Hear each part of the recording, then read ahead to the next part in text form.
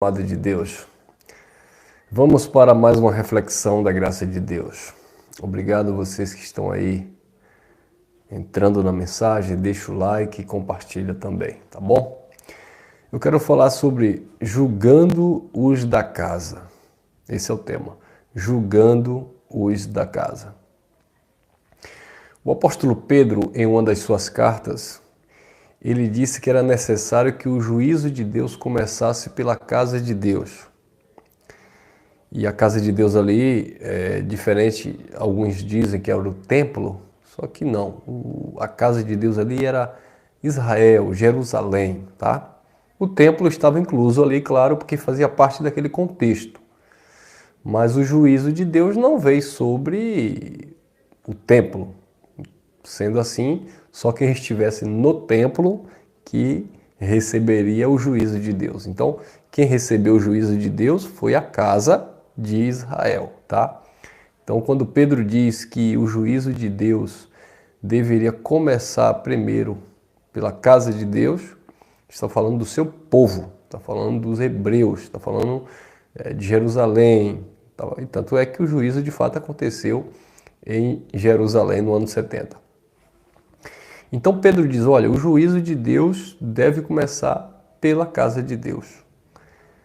Então, esse conceito de julgamento, né, de Deus, dentro daquele contexto, era um juízo de fogo para queimar as obras más, para separar as ovelhas do bode, etc, etc. E consumar ali todas as obras. Só que Paulo fala de um julgar, não no sentido de um juízo, para determinação eterna, para distinção, para separação, para purificação. Paulo fala de um julgamento de obras, e isso é interessante porque algumas pessoas, até mesmo com entendimento da graça, dizem assim, mas nós não devemos julgar uns aos outros. A questão aqui não é julgar no sentido de levantar suspeita, de caluniar, de difamar, não. A questão do julgar aqui, o próprio Jesus falou que ele julgava segundo a justa justiça de Deus. Ou seja, Jesus julgava as causas ali quando ele teve no seu ministério terreno. Então o que Paulo estava falando aqui era de um julgamento nesse sentido, de observar, sabe, de separar, de distinguir o que é certo, o que é errado. E este julgamento, né, que diferente do juízo que ocorreu em 70 para a punição dos transgressores, para a remissão do pecado, etc. Esse julgamento aqui era um julgamento de questão de obras da carne, tá? Tanto é que dentro do contexto, eu vou estar lendo 1 Coríntios capítulo 5, olha o que Paulo fala no versículo 10 e 11. Paulo diz assim, com isso, não me referia à comunicação em geral, com os devassos deste mundo, ou com os avarentos, ou com os roubadores, ou com os idólatras, porque então vos seria necessário sair do mundo. Então, Paulo estava falando aqui de um julgamento em relação aos da casa, aos da família da fé, aqueles que se diziam irmão, porque ele vai dizer no versículo 11, olha lá. Mas agora vos escrevo que não vos comuniqueis ou não vos associeis com aquele que, se dizendo irmão, for devasso, ou avarento, ou idólatra, ou maldizente, ou beberrão, ou roubador. Com esse tal, nem sequer comais, ou seja, não tem a comunhão nem para sentar na mesa com ele. Aí no versículo 12, Paulo diz assim, pois que me importa julgar, olha aí, pois que me importa julgar os que estão de fora? Paulo estava dizendo, o que adianta eu estar julgando, o que é que me interessa eu estar julgando quem está de fora? Aí ele diz assim, não julgueis ou não julgais vós os que estão de dentro? Olha que interessante. Aí Paulo diz, julgai os que estão de dentro, vocês, entre vocês, vocês devem julgar os que estão de dentro, os que são da casa, aqueles que teoricamente vivem a mesma fé, teoricamente, crê, né, no único Deus e vive nas obras da carne. Esses que vocês devem julgar no sentido de analisar e repreender, exortando para que eles venham deixar aquele mau caminho. Agora, vamos ao contexto? Olha lá o que é que está no contexto aqui a questão. Vamos lá. 1 Coríntios, capítulo 5, né? Vamos ler o versículo 1 em diante. Geralmente se ouve que há entre vós imoralidade, e imoralidade tal que nem entre os gentios, os de fora, há de haver que o jovem, né, que o jovem se prostitui ou se relaciona com a mulher do seu próprio pai. Versículo 2. E vós estáis inchados, e nem ainda mesmo chorastes, para que fosse tirado do meio de vocês aquele que praticou tal mal? Olha, então o jovem no meio da igreja, no meio da comunidade, estava se relacionando com a madrasta. Paulo disse, vocês não estão julgando essa causa? Isso que está acontecendo dentro da casa de vocês, ou seja, dentro da família da fé, dentro do ambiente de fé? Versículo 3. E na verdade ainda eu que ausente no corpo, mas presente no espírito, já julguei como se tivesse presente, Paulo tomou parte daquilo, já julgou como se tivesse presente, que aquele ato, que ato esse cometeu. Versículo 4. Em nome do nosso Senhor Jesus Cristo, congregado vós e o meu espírito, pois ele não estava presente, mas estava no mesmo espírito, isso eu falei sobre isso recentemente, questão de congregados, congregação, né? Mesmo você não estando presente, você está congregado no Espírito. Congregado vós e o meu Espírito, pelo poder de nosso Senhor Jesus. Versículo 5, ele usa a força de expressão. Seja entregue a Satanás para a destruição da carne, para que o Espírito seja salvo no dia do Senhor. Não é boa vossa jactância, não sabeis que um pouco de fermento leveda estraga toda a massa? Aquela corrupção, aquela imoralidade sexual iria naturalmente contaminar a igreja, o ambiente ali, a comunhão dos santos, e daqui a pouco todo mundo estaria vivendo de qualquer jeito. Versículo 7.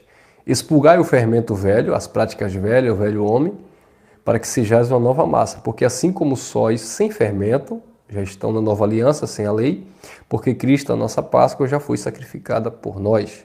Versículo 8. Pelo que celebremos a festa com fermento, não com fermento velho, nem com fermento da imundícia, da malícia e da corrupção, mas com os ázimos da sinceridade e da verdade. Aí no 9 ele diz, já por carta vos escrevi que não vos comunicasseis com os que se prostituem. 9 e 10 que nós lemos.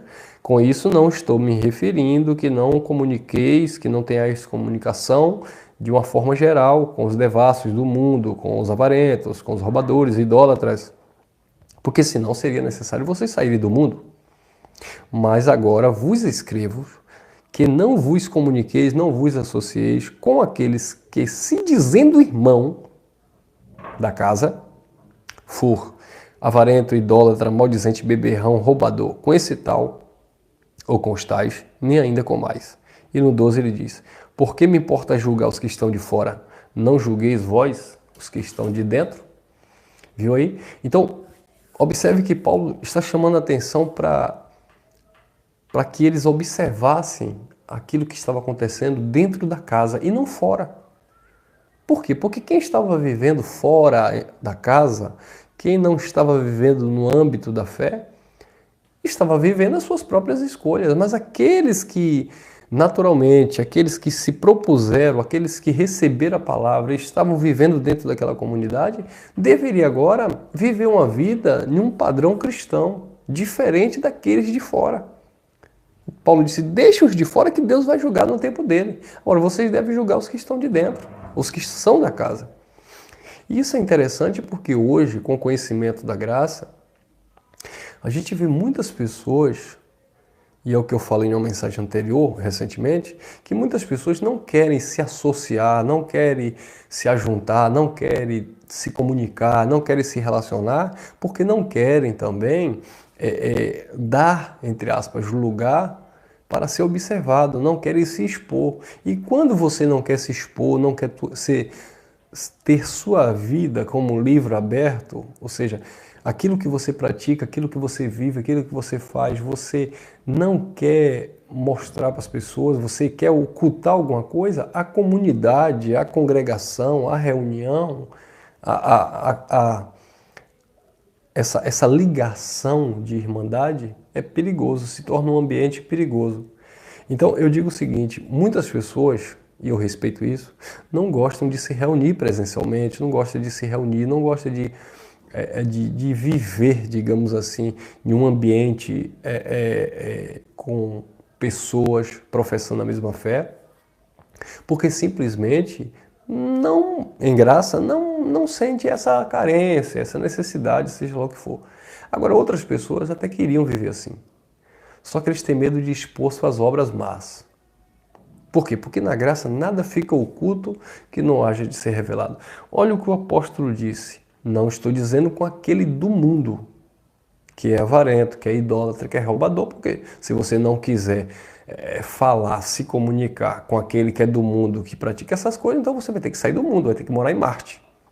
Agora, com aqueles que se dizem da fé, disse Paulo, forem avarentos, roubadores, prostitutos, mentirosos, maliciosos, maldizentes.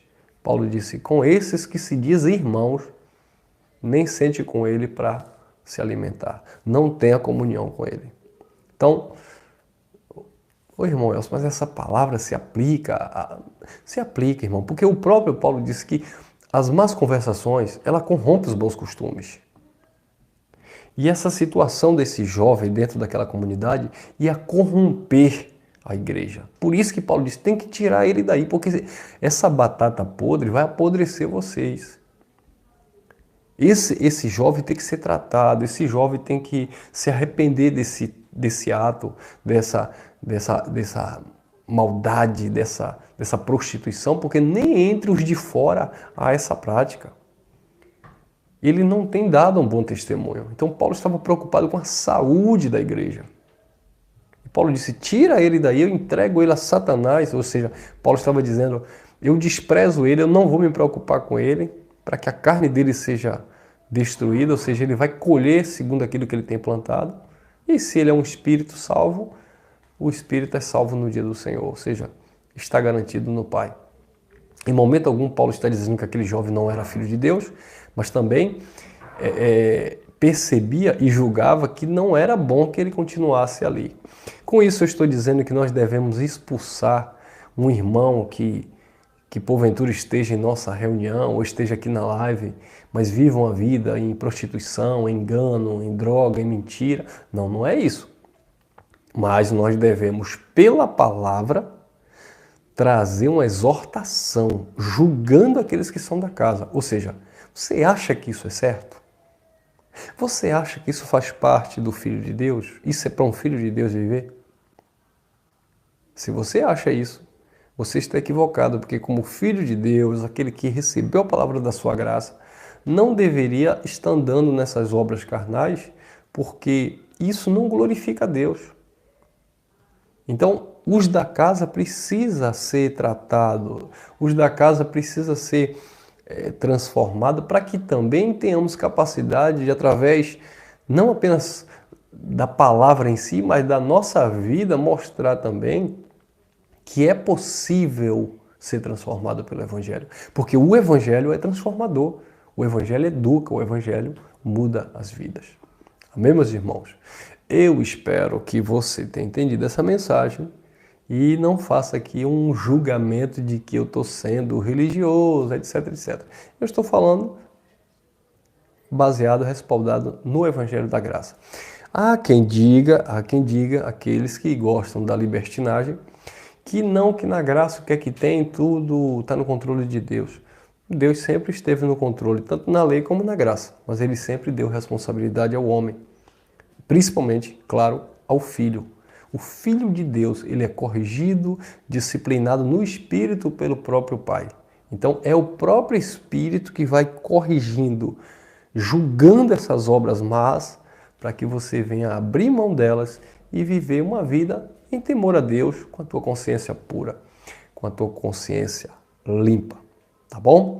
Graça de Deus é liberdade de espírito, não é licenciosidade para as obras da carne. Tudo é lícito, eu posso fazer o que eu quiser, mas eu estou sabendo que nem tudo me convém. Graça e paz, e até a próxima.